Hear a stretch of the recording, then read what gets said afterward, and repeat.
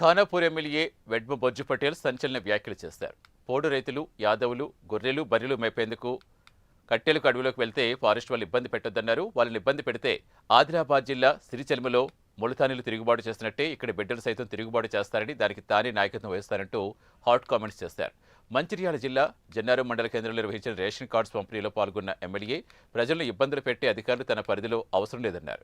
ప్రజలకు పని చేసే అధికారులే కావాలి, చేతకాని అధికారులు వెళ్లిపోవాలంటూ కీలక వ్యాఖ్యలు చేశారు. ఎమ్మెల్యే వెడ్మ బొజ్జు పటేల్ చేసిన కామెంట్స్ ఇప్పుడు చర్చనీయాంశంగా మారాయి.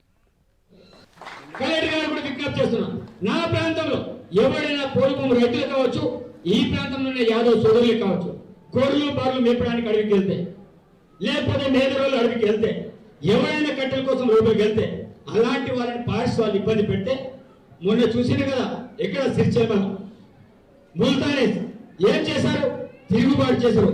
అలాంటి తిరుగుబాటే మా బిడ్డలు కూడా చేస్తారు. దానికి నేనే నాయకత్వం వహిస్తా. తిరుగుబాటు రాకుండా చూడాల్సిన బాధ్యత ఈరోజు మీ మీద ఉంది. అటవీ శాఖ అధికారులు అత్యుత్సాహాన్ని ప్రదర్శిస్తే బాగుండదు. మీ కథలన్నీ కూడా తెలుసు.